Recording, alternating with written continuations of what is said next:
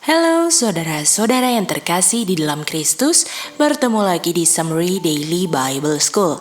Dan summary kali ini kita akan belajar tentang apakah Yesus percaya Trinitas? Kita mulai pembahasan ini dengan membahas Yohanes 10 ayat 20 sampai 25. Di saat Feast of Dedication, orang-orang Yahudi mau Tuhan Yesus bilang bahwa Tuhan Yesus adalah Kristus. Berdasarkan keinginan mereka untuk Yesus bilang kalau dia adalah Kristus, mereka tidak percaya bahwa Yesus adalah Kristus. Kenapa mereka tidak percaya kepada Kristus? Karena yang mereka nantikan tidak mereka temukan di dalam Kristus. Lalu kita baca di ayat 25, kita bisa tahu Kristus adalah Kristus berdasarkan pekerjaannya. Jadi Tuhan Yesus tidak mau bilang kalau dia Kristus, tapi kita harus menyimpulkan bahwa Kristus adalah Kristus melalui pekerjaannya. Jadi, untuk tahu Kristus adalah Kristus, tidak perlu bilang bahwa dia adalah Kristus, karena itu bukanlah cara yang paling mantap. Kalau dia bilang dia adalah Kristus, itu adalah cara yang sama dengan Kristus palsu di sana dan di sini yang bilang bahwa mereka adalah Kristus. Jadi untuk bilang Kristus adalah Kristus bukan cara yang paling mantap. Karena yang menentukan Kristus adalah Kristus melalui pekerjaannya. Dan berdasarkan Yohanes 14:11-12, orang yang mau percaya Kristus harus lihat dari pekerjaannya. Dan orang yang percaya Kristus melakukan pekerjaannya Kristus. Jadi bukti bahwa dia pengikut Kristus adalah melakukan pekerjaan Bapa. Karena Kristus yang adalah Kristus melakukan pekerjaan Bapa. Jadi pengikut Kristus pun melakukan yang Kristus kerjakan atau pekerjaan Kristus. Selanjutnya kita baca di Yohanes 10 ayat 25 sampai 27. Jadi kita lihat di sini, orang yang tidak percaya Kristus adalah Kristus artinya dengan tidak melakukan pekerjaannya. Artinya kalau tidak melakukan pekerjaannya bukan dombanya Kristus. Lalu kita ke Yohanes 17 ayat 21. Ini bicara tentang menjadi satu atau persatuan murid-murid sama seperti Bapa dan Yesus adalah satu. Kita akan gabungkan pengertian John 17 ayat 21 dengan Yohanes 14 ayat 10. Jadi, John 14:10, pekerjaan Kristus itu karena Bapa yang bekerja di dalam Kristus. Jadi kalau Kristus yang di dalam murid-murid itu artinya Kristus yang bekerja. Artinya siapa yang di dalam dialah yang bekerja. Sama seperti Bapa di dalam Yesus, Bapa yang bekerja, Kristus di dalam murid-murid, Kristus yang bekerja. Dan di sini kita melihat persatuan. Persatuan antara Bapa dan Yesus dan murid-murid dan Yesus. Dan artinya definisi satu ini, milik yang satu oknum berada di dalam oknum yang lain. Artinya kita bisa jadi satu dengan yang lain karena Kristus yang di dalam saya. Jadi milik Bapa berdiam di dalam anak dan juga berdiam di dalam saya. Itu yang membuat kita menjadi satu dengan Kristus dan bisa menjadi satu dengan satu sama lain. Lalu kita baca di John 10 ayat 30. Yesus berkata, "Saya dan Bapa adalah satu." Karena kita tahu kan bahwa tadi yang melakukan semua pekerjaan yang diungkapkan Tuhan Yesus adalah Bapa. Dan maksudnya Tuhan Yesus di sini adalah Roh Bapa berdiam di dalam saya. Artinya Roh Bapa juga bisa berdiam di dalam orang-orang Yahudi. Dan itu kalau mereka tidak menolak pekerjaan Bapa yang diungkapkan oleh Tuhan Yesus. Dan karena Yohanes 10 ayat 30, Yesus mau dilempari batu. Lalu Yesus bertanya, "Pekerjaan saya yang mana sehingga kamu mau melempari saya dengan batu?" Lalu orang Yahudi berkata, "Tidak ada pekerjaanmu yang membuat kami mau melempari batu." Artinya di sini kita melihat bahwa orang-orang Yahudi setuju dengan pekerjaan Tuhan Yesus. Lalu kenapa Yesus mau dilempari batu? Karena Yesus bilang bahwa dia adalah God. Karena pengertian mereka Yesus itu bukan God, karena God itu cuma satu. Lalu Yesus bilang, "Bukankah kamu gods?" Kenapa kamu tolak saya sebagai God atau dibilang God? Jadi kesimpulan di sini kita melihat bahwa orang-orang Yahudi percaya bahwa ada satu God. Kalau ada orang yang percaya bahwa lebih dari satu God akan dilempari batu. Nah, sekarang kita akan membaca Markus 12 ayat 28 sampai 32. Ada scribes di zaman Tuhan Yesus.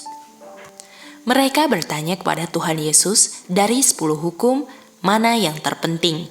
Lalu Tuhan Yesus mengutip Ulangan 6 ayat 4, yang isinya adalah The Lord our God is one Lord, atau cuman ada satu God. Lalu Yesus bilang bahwa kamu harus cinta God dengan segenap hatimu dan cinta sesama sama seperti kamu mencintai diri sendiri. Dan kita lihat di sini waktu Tuhan Yesus bilang, yang mengutip Ulangan 6 ayat 4, bahwa hanya ada satu God, Yesus di sini tidak dilempari batu. Jadi kita lihat di sini orang Israel di zaman Yesus tidak percaya Trinitas. Karena kalau ada yang percaya Trinitas bahwa ada 3 God atau lebihlah dari satu God-nya, itu akan dilempari batu. Jadi kita lihat di sini bahwa orang Yahudi ini menentang Trinitas.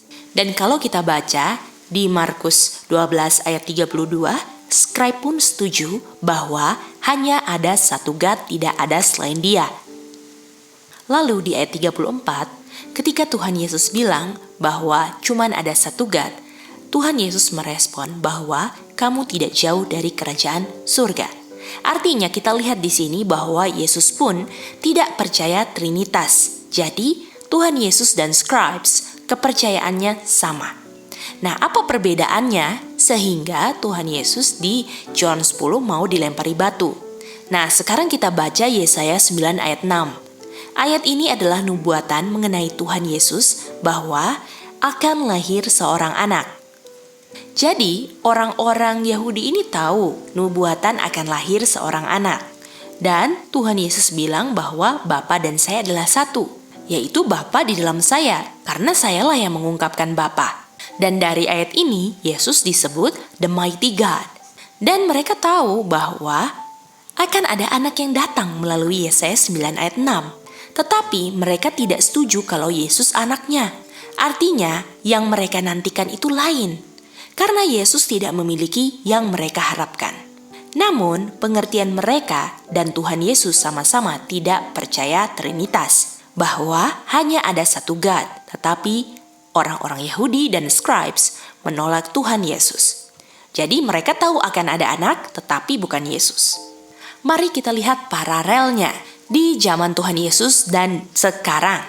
Jadi orang-orang di akhir zaman dan di zaman Tuhan Yesus sama-sama tahu bahwa akan ada anak.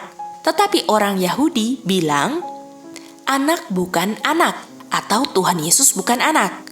Dan sama seperti di akhir zaman, pengertiannya juga anak bukan anak. Karena mereka bilang Tuhan Yesus itu adalah anak sebagai peranan.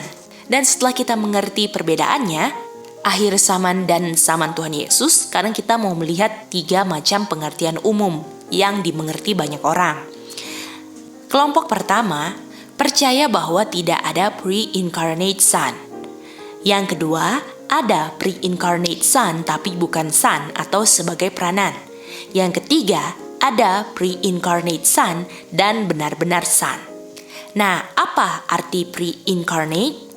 Itu artinya adalah Yesus sudah ada sebelum menjadi manusia. Jadi orang yang percaya tidak ada pre-incarnate Son, mereka percaya bahwa tidak ada Yesus sebelum Yesus menjadi manusia. Dan yang kedua, ada pre-incarnate Son yang sebagai peranan dan sebelumnya, sebelum Yesus menjadi manusia, co-eternal dengan God atau ada sama-sama dengan Bapa. Tidak ada masa di mana tidak sama-sama atau artinya sama-sama terus ada. Jadi Tuhan Yesus itu tidak ada awalnya. Dan yang ketiga, pre-incarnate Son dan benar-benar Son. Dan pengertiannya adalah kalau benar-benar Son artinya anak ini keluar dari Bapa atau exersomai dari Bapa. Artinya anak ada awalnya. Dan kita percaya yang nomor 3, bahwa ada pre-incarnate Son dan ini benar-benar Son karena Tuhan Yesus ada awalnya. Jadi di sini kita lihat bahwa yang bertentangan itu nomor 1 dan nomor 2. Karena nomor 1 bilang tidak ada pre-incarnate son. Tuhan Yesus tidak ada sebelum dia menjadi manusia. Tetapi kelompok yang nomor 2, Tuhan Yesus itu sudah ada sebelum Tuhan Yesus menjadi manusia. Walaupun Son-nya adalah sebagai peranan dan sebelum menjadi manusia, anak itu co-eternal dengan Bapa. Jadi kalau kita lihat pertentangan ini, nomor 3 lah yang bisa mempersatukan nomor 1 dan 2. Dengan kita jelaskan ke nomor 1 bahwa Tuhan Yesus itu sudah ada sebelum menjadi manusia. Dan kita jelaskan juga ke nomor 2, tapi bukan co-eternal dengan Bapa. Bahwa Tuhan Yesus itu ada awalnya, karena dia benar-benar anak. Dan ini kita ungkapkan, pengertian-pengertian ini asal mereka mau terima apa yang benar.